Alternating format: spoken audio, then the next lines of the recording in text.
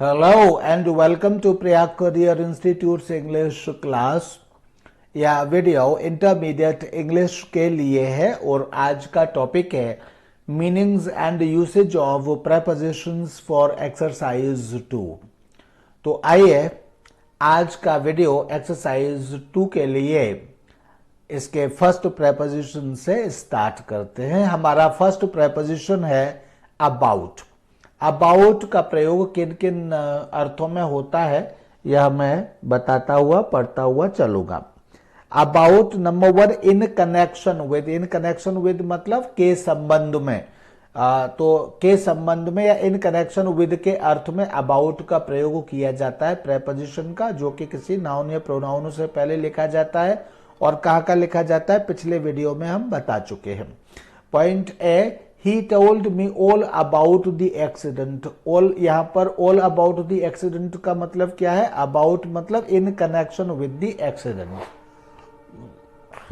यानी एक्सीडेंट के संबंध में। हिंदी में कहेंगे तो एक्सीडेंट के संबंध में, एंड इन इंग्लिश तो in connection with the accident. He told me all in connection with the accident. तो in connection with the in connection with के अर्थ में हम किसका प्रयोग करते हैं? अबाउट का। तो हमने इन कनेक्शन विद लिख करके क्या लिखा है यहाँ? About the accident. He told me all about the accident.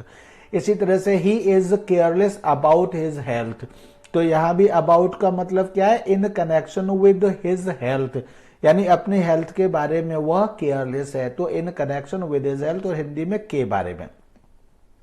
What are you talking about? तो यहाँ पे देखिए इंट्रोगेटिव सेंटेंस है। इंट्रोगेटिव सेंटेंस होने के कारण जो प्रेपोजिशन है वह इसके यहाँ लास्ट में लिखा गया है। What are you talking about? इस तरह से लिखा गया है। एंड इसके बाद यहाँ पर क्वेश्चन मार्क लगाया जाना चाहिए, तो वो क्वेश्चन मार्क नहीं है, अब हो गया। तो what are you talking about, तो यहां भी प्रेपोजिशन लास्ट में आया है। और यहां भी क्या है? What are you talking in connection with, यानी किस चीज के बारे में आप बात कर रहे हैं। In connection with what are you talking about कहा तो इसी तरह से जाएगा। तो यहाँ अबाउट का मीनिंग क्या है? इन कनेक्शन विद के अर्थ में यहाँ पर हम मतलब इस पहला जो मीनिंग है अबाउट का, यानी अबाउट इन कनेक्शन विद के अर्थ में यूज किया जाता है प्रेपोजिशन के रूप में। Second point is subject matter या कंसर्निंग या ऑन द सब्जेक्ट ऑफ या ऑन द टॉपिक ऑफ। इस मीनिंग में भी अबाउट का प्रयोग किया जाता है। जैसे this is a book about wildlife. तो this is a book about, या अबाउट का मतलब क्या है? On the topic of wildlife, या on the subject of wildlife, या कंसर्निंग वाइल्ड लाइफ, या subject matter is related to wildlife. तो इस तरह से यह जो बुक है वह वाइल्ड लाइफ के बारे में हिंदी में ऐसे कहेंगे।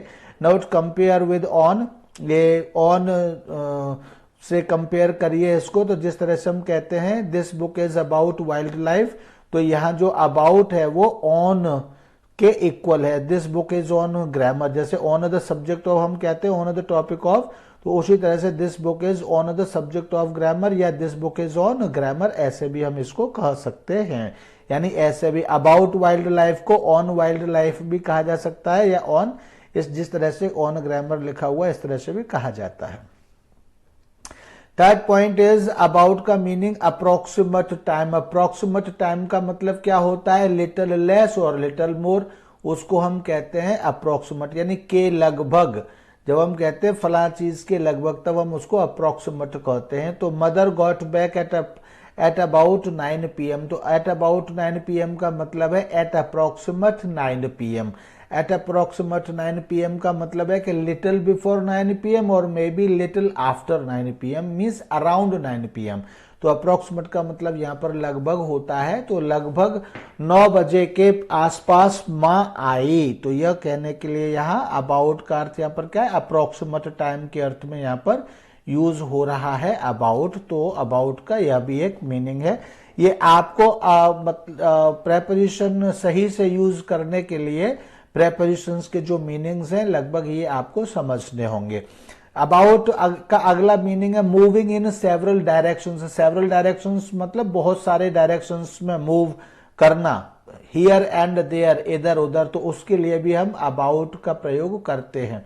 जैसे बहुत सारे मतलब विदाउट एनी पर्टिकुलर डिसीजन आप इधर उधर घूमते हैं, कभी किसी डायरेक्शन में कभी किसी डायरेक्शन में, जिसको हिंदी में यहाँ वहाँ इधर उधर कहते, तो उसको भी हम अबाउट कहते। देखिए, she has been travelling about Europe.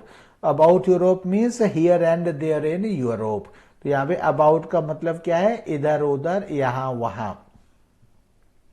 Moving in several directions. तो इस मीनिंग में भी अबाउट का प्रयोग किया जाता है। Note, about and around are interchangeable in this sense. इस सेंस में जैसे अबाउट यूरोप कहा गया है, तो अबाउट यूरोप को हम अराउंड से भी चेंज कर सकते हैं, और अबाउट यूरोप की जगह हम इसको अराउंड यूरोप भी कह सकते हैं। यानी दोनों के जो अर्थ हैं वो इंटरचेंजेबल हैं, एक की जगह दूसरे को हम लिख सकते हैं इसी तरह से। Next point is, next preposition is above. अभी तक हम अबाउट के बारे में पढ़ रहे थे और अब हम अबव। तो अबव का प्रयोग कहाँ होता है? अबव का प्रयोग होता है a position higher than something. अगर कोई पोजीशन है जो किसी चीज से ऊंची है तो हम उसको कहते हैं अबव।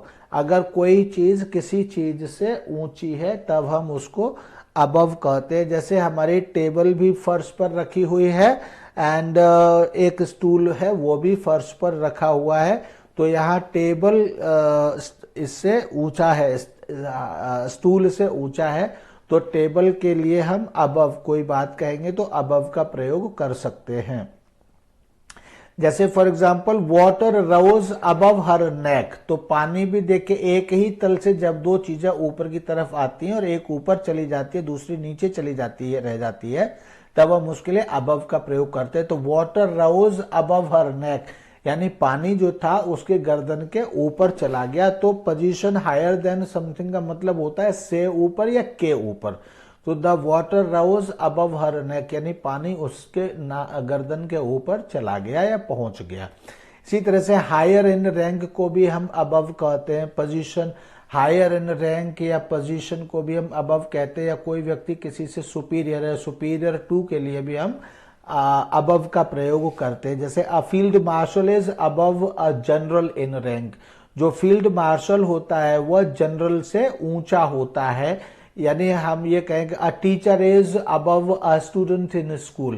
तो जो टीचर होता है वो स्टूडेंट के ऊपर होता है। इसी तरह से monitor is above class in school. तो इसी तरह से यहाँ अबव का मतलब से ऊपर के लिए, रैंक में ऊपर या पोजीशन में ऊपर, या फिर प्रिंसिपल इज अबव टीचर्स, हम इस तरह से कहते हैं। तो अबव का मतलब यहाँ से ऊपर या के ऊपर। इसी तरह से ग्रेटर इन नंबर, यानी नंबर में ज्यादा और वैल्यू में ज्यादा या फिर वेट में ज्यादा या टेम्परेचर में ज्यादा, उसके लिए भी हम अबव का प्रयोग करते हैं। हिंदी में कहते हैं के ऊपर या से ऊपर, और अंग्रेजी में ग्रेटर इन नंबर, ग्रेटर इन वैल्यू और ग्रेटर इन वेट और ग्रेटर इन टेम्परेचर को भी हम के लिए अबव वर्ड यूज करते हैं। जैसे गैंगस्टर्स वर अबव 10 इन नंबर। तो जो गैंगस्टर्स थे वो 10 से ऊपर थे। ये कहने के लिए 10 से ऊपर थे, 10 से ज्यादा थे कहने के लिए अबव 10 इन नंबर हम कहेंगे। This fish is above 5 kilos. तो this fish is above 5 kilos. तो ये जो फिश है वह अबव 5 किलो है, यानी 5 किलो से ऊपर है। ये कहने के लिए हम यहाँ अबव का यूज करेंगे। The temperature is above 39 degree Celsius, यानी 39 डिग्री से ज्यादा है, तो से ज्यादा कहने के लिए भी हम अबव का प्रयोग कर सकते हैं। यहाँ पर कोई चीज किसी की पहुंच से दूर है तो उसके लिए भी हम अबव का प्रयोग कर सकते हैं। Beyond the reach of something, यानी कोई चीज किसी व्यक्ति की पहुंच से दूर है। जैसे his honesty is above suspicion, यानी उसकी जो ईमानदारी है वह डाउट यानी सस्पेशन यानी संदेह से दूर है, यानी संदेह से परे है, यानी संदेह की पहुंच से बाहर है। तो उसके लिए भी हम अबव का यूज कर सकते हैं, यानी संदेह से ऊपर है, यानी उसके ईमानदारी पर संदेह नहीं किया जा सकता। तो his honesty is above suspicion हम कहेंगे। इसी तरह से शी इज अबव सच पैटिनेस, वह जो है इस तरह की पैटिनेस से ऊपर है, तो इसके लिए भी हम अबव का प्रयोग करते हैं। अक्रॉस, अक्रॉस का मतलब होता है, अक्रॉस का एक मीनिंग होता है on the other side of something. Hindi में कहेंगे के पार, इंग्लिश में on the other side of something, और हिंदी में कहते हैं हम के पार। जैसे our college is across the main road, तो अक्रॉस द मेन रोड मतलब रोड के पार है, हमारा जो कॉलेज है वो रोड के पार है, तो इसी बात को हम कहते हैं our college is across the main road. My house is across the railway line, यानी मेरा जो घर है वह रेलवे लाइन के पार है। तो के पार कहने के लिए हम अक्रॉस वर्ड का यूज करते हैं। इसी तरह से moving from one side to the other side of something, मतलब कोई चीज एक साइड से दूसरे साइड की ओर मूव कर रही है, उसके लिए भी हम अक्रॉस का यूज करते हैं।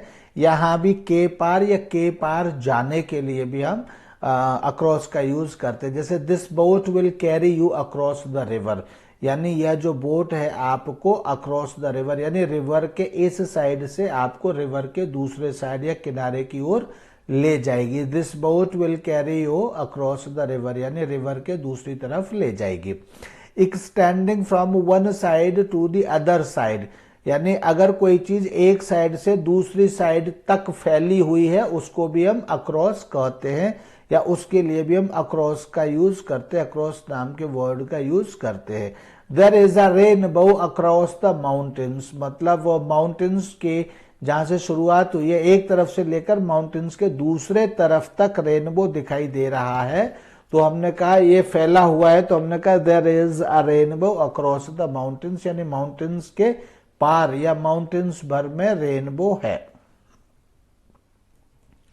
देन नेक्स्ट इज आफ्टर, तो फोर्थ प्रेपोजिशन इज आफ्टर। तो आफ्टर का प्रयोग किस लिए होता है? एक तो टाइम के अर्थ में यानी समय के अर्थ में आफ्टर का प्रयोग होता है, जहां पर टाइम, तो टाइम का मतलब क्या है? लेटर देन, लेटर देन मतलब के बाद। तो आफ्टर की हिंदी अगर कहेंगे या समझेंगे तो इसकी हिंदी तो होती है के बाद, यानी कि टाइम दिखाने के लिए इसकी हिंदी क्या है? के बाद। और इंग्लिश में क्या कहेंगे? Later than. जैसे for example she came here after 8 AM, तो she came here after 8 AM का मतलब है कि she came here later than 8 AM, यानी 8 बजे के बाद। इसी तरह से she came here after breakfast, अगर हम कहेंगे आफ्टर ब्रेकफास्ट इसका मतलब later than breakfast. Later than breakfast का मतलब है ब्रेकफास्ट के बाद। इसी तरह से I am going home the day after tomorrow, तो I am going home the day after tomorrow का मतलब क्या है? Later than tomorrow, the day later than tomorrow, यानी कल के बाद। तो इसका मतलब आफ्टर का मतलब क्या है? के बाद।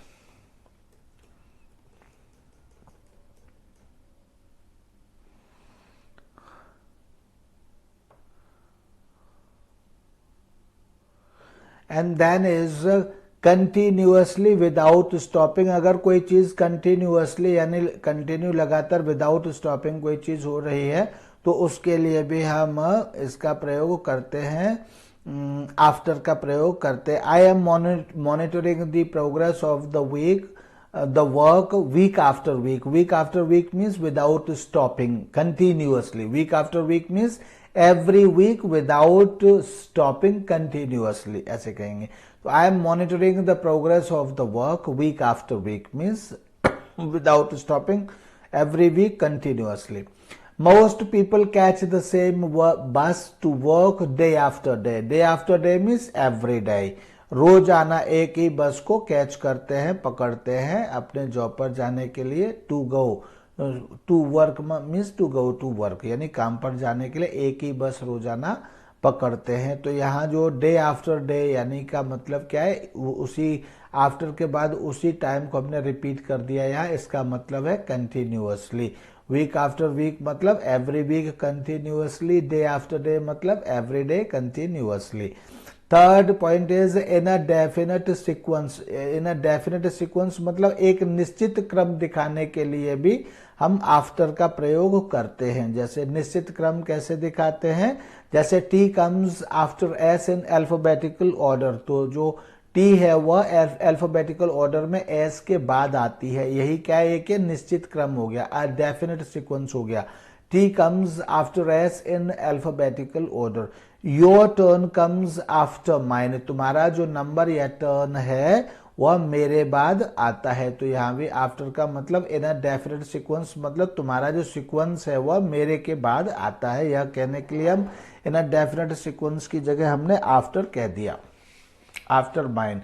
इसी तरह से in the style of, in the style of मतलब की स्टाइल में या की नकल में। On the model of, on the model of का भी मतलब क्या है कि की नकल में, यानी को देखकर कोई चीज बनी हुई है।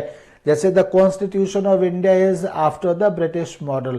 तो जो भारत का जो संविधान है वो ब्रिटिश मॉडल की नकल पर है, यानी कि ब्रिटिश मॉडल के आधार पर है। तो आफ्टर द ब्रिटिश मॉडल हमने उसको कह दिया। इसी तरह से हमारा नेक्स्ट प्रेपोजिशन है अगेंस्ट। तो यहाँ अगेंस्ट का मतलब किस किस अर्थ में यूज होता है अगेंस्ट? अगेंस्ट का एक अर्थ है in opposition to. In opposition to मतलब के विरोध में, यानी कि this policy is against the poor people. यह जो पॉलिसी है वह पुअर पीपल के विरोध में है, यानी विरुद्ध है, यानी उनके इंटरेस्ट इससे प्रभावित होंगे। तो इसको हम कहेंगे अगेंस्ट द पुअर पीपल, यानी in opposition to poor people.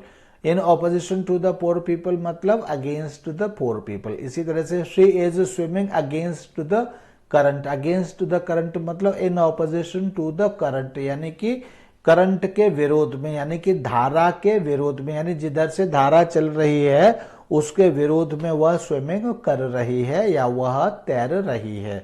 In contact with, in contact with यानी अगेंस्ट का दूसरा अर्थ होता है in contact with.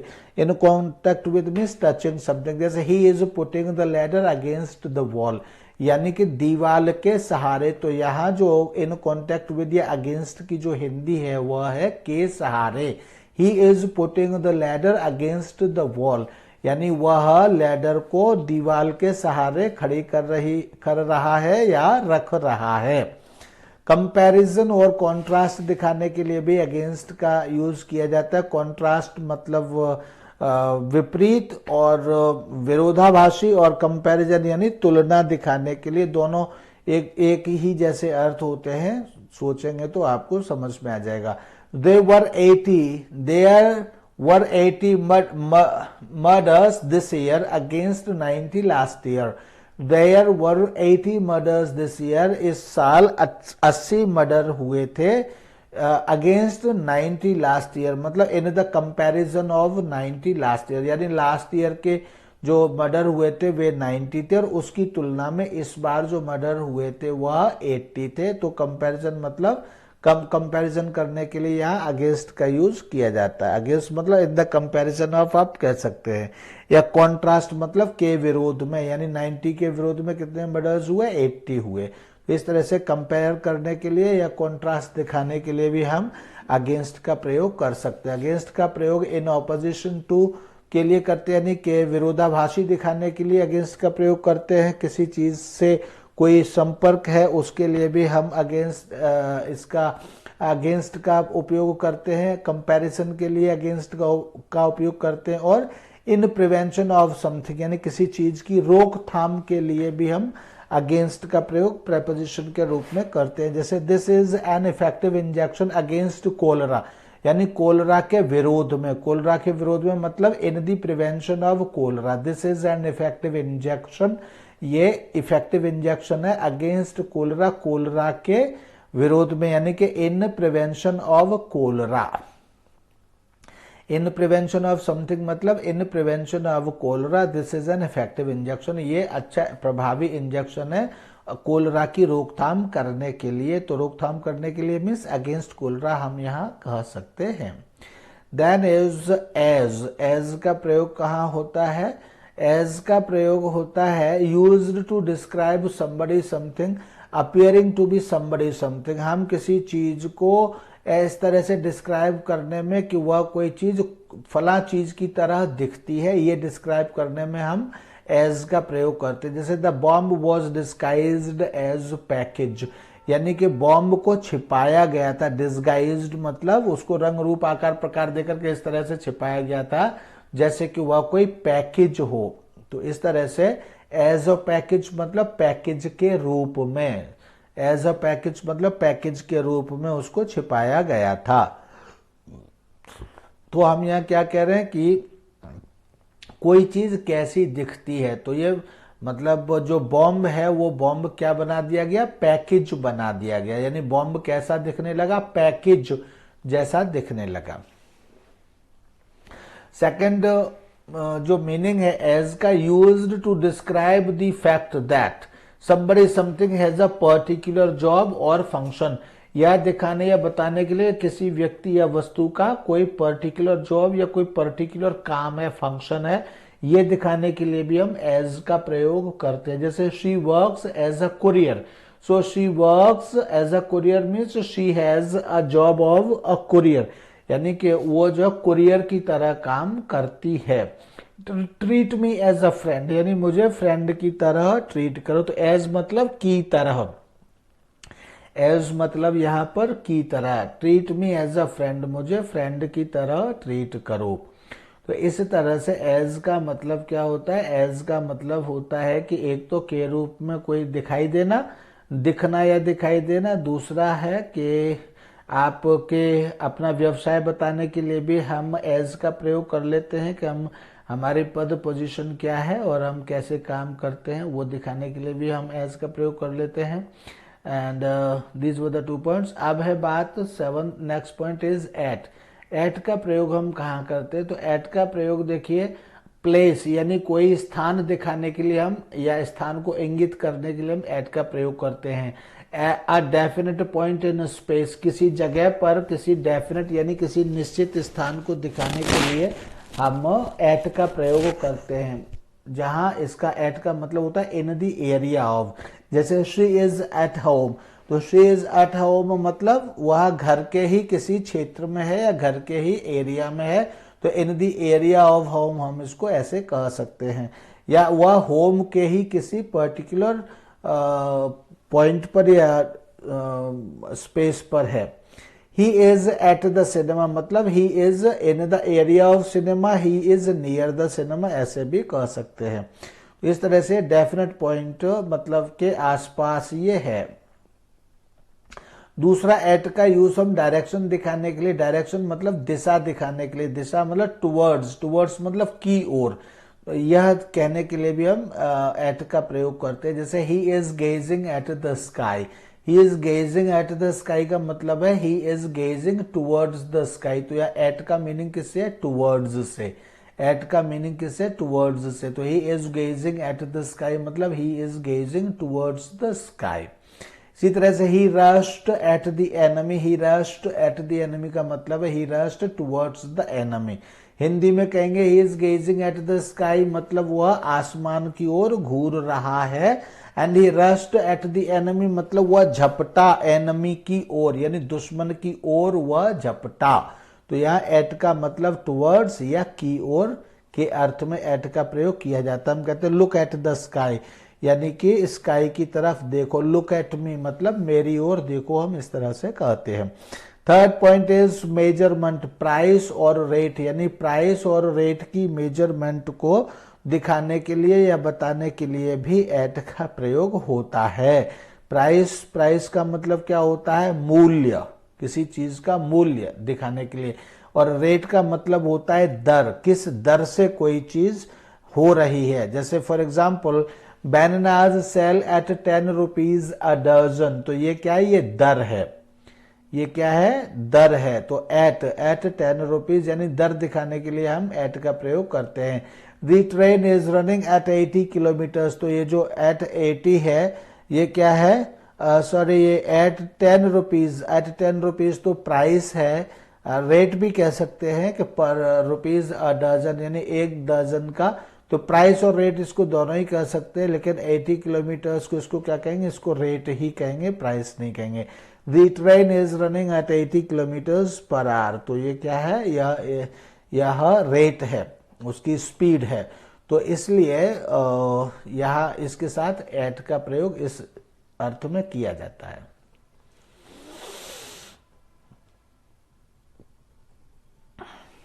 Then state और कंडीशन दिखाने के लिए, कंडीशन और स्टेट मतलब अवस्था दिखाने के लिए भी एट का प्रयोग किया जाता है। जैसे they are at play now, मतलब वो अभी प्रेजेंट कंडीशन या प्रेजेंट स्टेट उनकी क्या है, तो they are at play now, he is at work. तो यहाँ पर एट और मतलब ये क्या है, ये उनकी रिसेंट सिचुएशन दिखाने के लिए एट का प्रयोग किया जाता है। और हिंदी में कहेंगे पर, यानी they are at play now, यानी वे इस समय खेल में है या खेल पर है। ही इज एट वर्क, वह काम पर है। तो एट के लिए यूजुअली पर शब्द का प्रयोग ज्यादातर किया जाता है। मैं शब्द का प्रयोग नहीं किया जाएगा, पर शब्द का प्रयोग ज्यादा किया जाएगा। खेल में है ऐसे नहीं कहेंगे, बल्कि खेल पर है या नाटक पर है, ऐसा कोई भी अर्थ इसका निकलेगा। Note, at indicates a temporary activity. At जब हम यूज करते हैं तो ये किसी टेम्पररी एक्टिविटी की ओर इशारा करता है। यानी टेम्पररी एक्टिविटी का मतलब है कि कोई एक्टिविटी अभी चल रही है, फिर आगे चल करके वो एक्टिविटी बंद हो जाएगी या बंद हो जाती है। इन इंडिकेट्स अ परमानेंट ऑक्यूपेशन, और जो इन है, जहां इन लगाते हैं वहां परमानेंसी होती है, तो वो परमानेंट ऑक्यूपेशन यानी कि हमेशा चलता रहने वाला व्यवसाय या स्थायी व्यवसाय को दिखाता है। जैसे he is in the army, तो ये एक परमानेंट व्यवसाय है, इसलिए इसके साथ यहां इन का प्रयोग होता है, एट का प्रयोग नहीं होता है। Then next is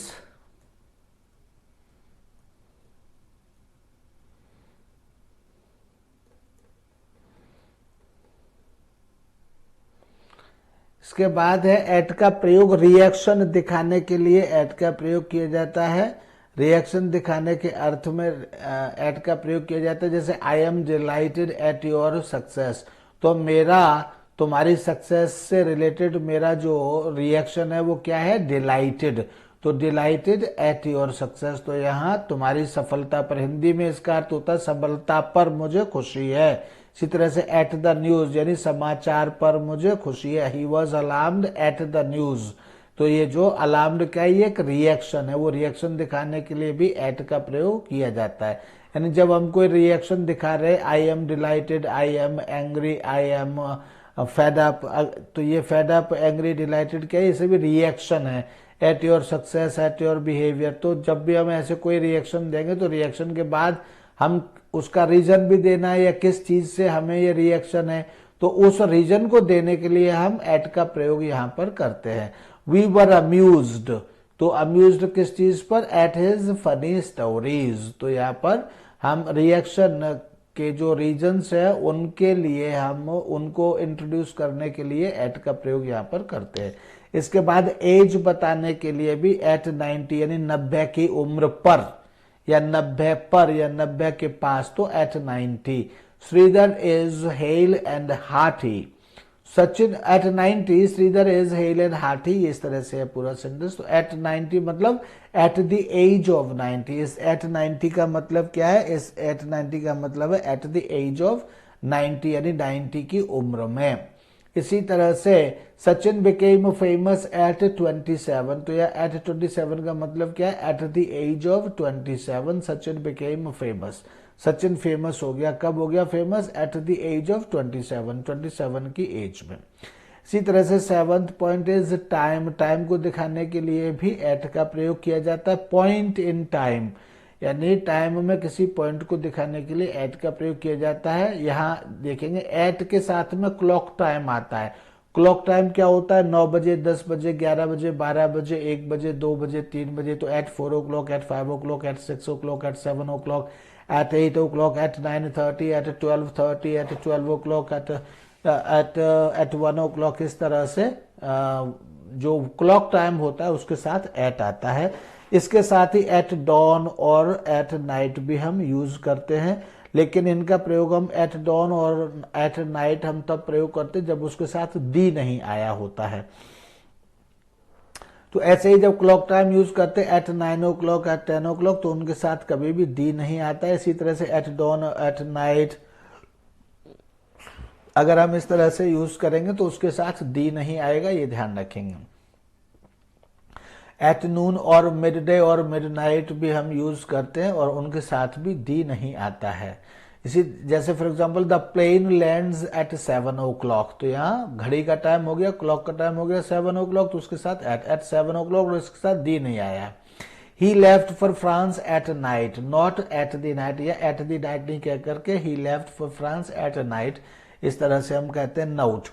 in is used with morning और इवनिंग और आफ्टरनून प्रिसीडेड बाय दी, यानी कि अगर इवनिंग, आफ्टरनून और मॉर्निंग के साथ दी आया हो तो तब उसके साथ हम इन का प्रयोग कर सकते हैं, जैसे in the morning, in the evening, in the afternoon. इस तरह से अगर इनसे पहले दी आया हो, मॉर्निंग से पहले दी आया हो, इवनिंग से पहले दी आया हो और आफ्टरनून से पहले दी आया हो तो उसके साथ हम इनका प्रयोग करेंगे, otherwise eight.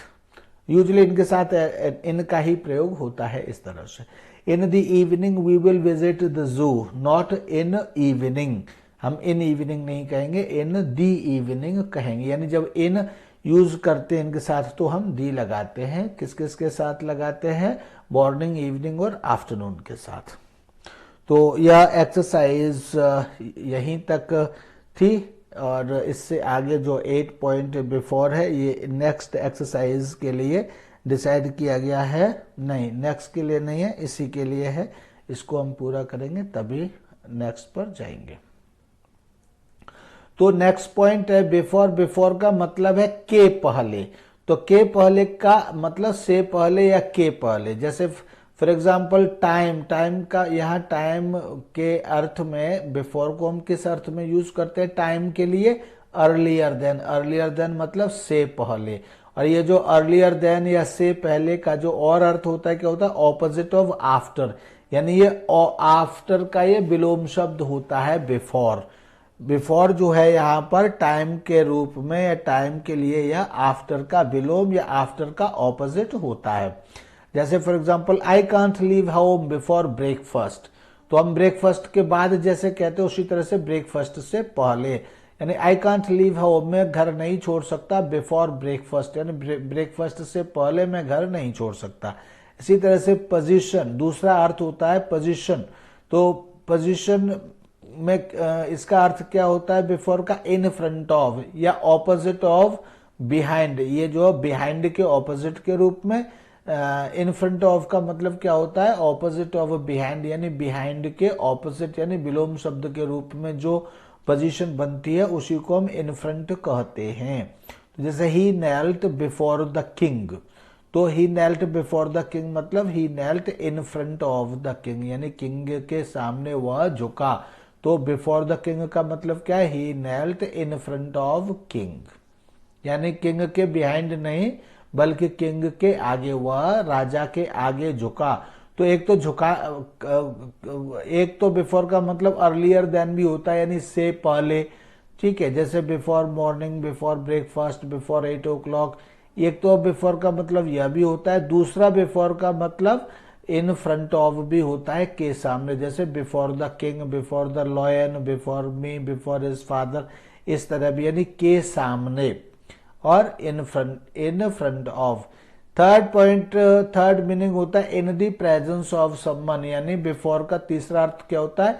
In the presence of someone, यानी किसी की उपस्थिति में, किसी की उपस्थिति में। In the presence of someone यानी किसी व्यक्ति की उपस्थिति में।